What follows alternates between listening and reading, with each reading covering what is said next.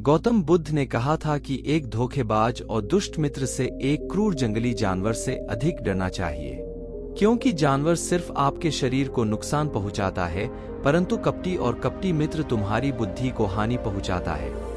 केवल एक दुष्ट मित्र आपको ऐसे पहुंचा सकता है, नुकसान ऐसी स्थिति पैदा हो सकती है जहां आपको यह महसूस हो कि यह दुनिया है, बहुत बुरा हाल है, अब यहाँ रहने से क्या फायदा, और धोखा मिलने पर यही होता है, आपको धोखा दिया गया है।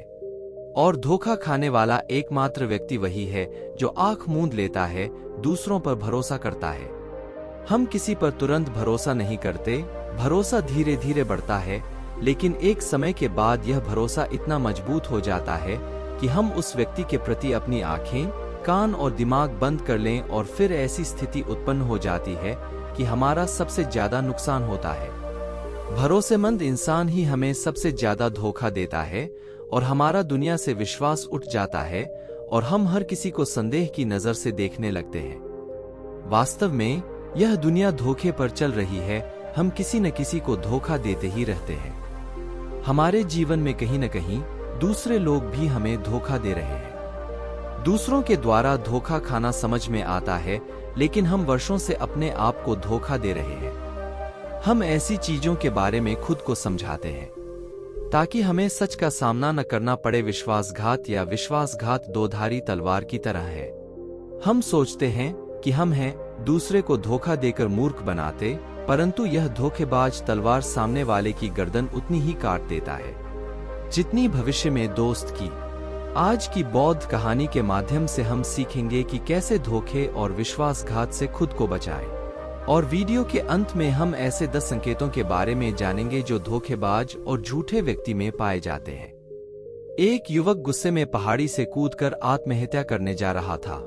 जैसे ही वह पहाड़ी की चोटी पर पहुंचा, चिल्लाया, यह दुनिया इतनी बुरी क्यों है, यहाँ और अब वहाँ हर कोई इतना स्वार्थी क्यों है, क्या मेरे जीने का कोई मतलब नहीं है। एक बौद्ध भिक्षु अपने ध्यान में लीन थे। युवक की तेज और गुस्से भरी आवाज सुनकर वह ध्यान से उठ गया। वह तुरंत समझ गए कि यह युवक यहाँ आत्महत्या करने आया है। मनुष्य पहाड़ी से कूदने ही वाला था कि बौद्ध भिक्षु ने उसका हाथ पकड़ लिया और उसे पीछे खींचते हुए पूछा कि क्या हुआ, आगे का रास्ता खत्म? युवक ने कहा कि कौन सा रास्ता, यहाँ कोई रास्ता नहीं है, मैं यहाँ से कूदकर आत्महत्या करने जा रहा हूँ। बौद्ध भिक्षु ने कहा कि एक दिन सभी को मरना है, लेकिन तुम इतनी जल्दी में क्यों हो? युवक ने कहा, क्योंकि यह दुनिया रहने लायक नहीं है। यहाँ हर कोई स्वार्थी और धोखेबाज है। जिस पर मुझे भरोसा था मुझे धोखा दिया, मेरे अपने भाई ने मुझे धोखा दिया, मेरे दोस्तों ने मुझे धोखा दिया, लेकिन आज मैंने अपनी हद पार कर दी। पत्नी ने भी मुझे धोखा दिया, एक अमीर व्यापारी के साथ भाग गई। इतना धोखा खाने के बाद अब मेरे इस दुनिया में रहने का कोई मतलब नहीं है। स्वार्थी दुनिया में किसी पर भी भरोसा नहीं किया जा सकता, इसलिए मैं आत्महत्या करने जा रहा हूँ। बौद्ध भिक्षु ने कहा, क्या तुम स्वार्थी नहीं हो? क्या तुम पर भरोसा किया जा सकता है? आदमी बोला, मैंने आज तक कभी किसी को धोखा नहीं दिया है। यदि आप चाहें तो आप मेरे गांव जाकर पूछ सकते हैं। लोग अक्सर मेरा फायदा उठाते हैं, लेकिन मैंने नहीं उठाया है, आज तक कभी किसी का बुरा नहीं किया। बौद्ध भिक्षु ने कहा, मैं आप पर भरोसा नहीं कर सकता। तुम्हें मुझे साबित करना होगा कि तुम स्वार्थी व्यक्ति नहीं हो। उस व्यक्ति ने पूछा, इसे साबित करने के लिए मुझे क्या करना होगा? तुम्हें मेरे साथ रहना होगा।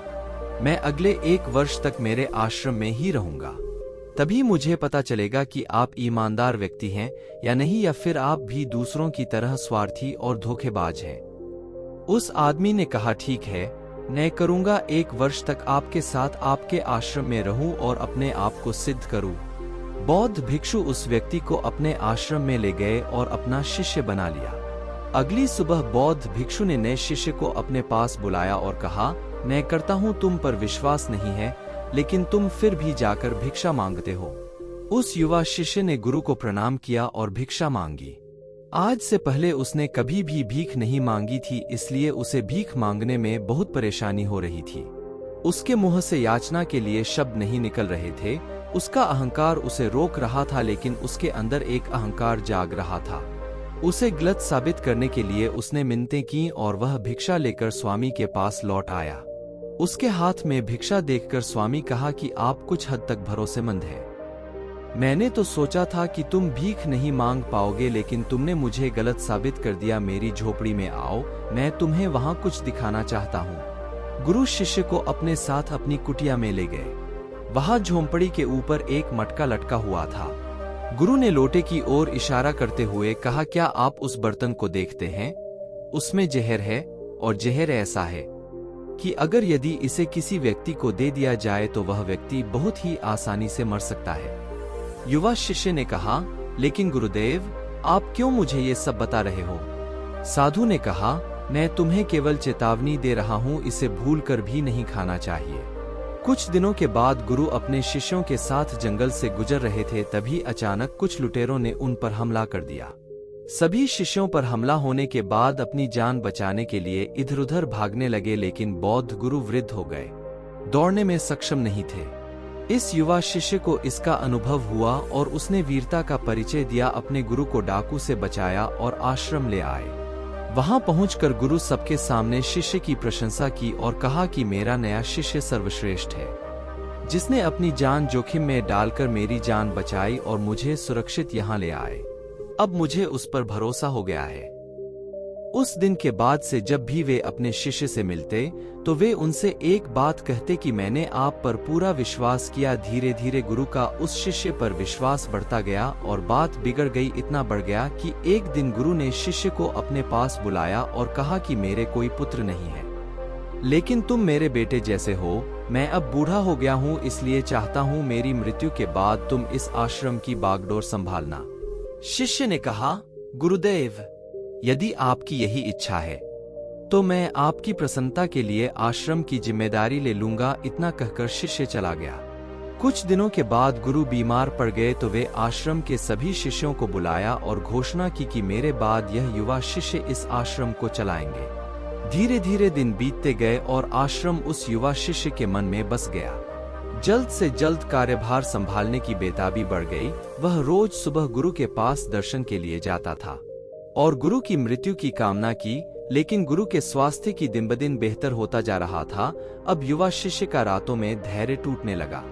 उसकी नींद हराम हो गई। वह हमेशा यही सोचता रहता था कि गुरुदेव को कैसे रास्ते से हटाया जाए, इसके बारे में किसी को पता नहीं चलेगा। कभी कभी उसके मन में गुरुदेव को नदी में धक्का देने की बात आती, लेकिन अगले ही पल वह एहसास हुआ कि गुरुदेव एक अच्छे इंसान थे। वह तैराक है और तैरकर बाहर आ जाएगा।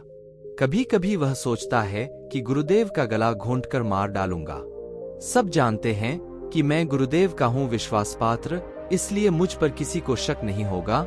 लेकिन फिर वह सोचता है कि अगर थोड़ी सी भी गलती हो जाए तो बात बिगड़ सकती है।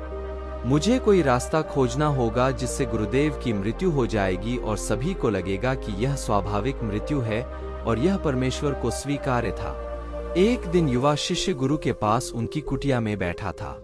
तभी उसकी नजर ऊपर लटके बर्तन पर पड़ी।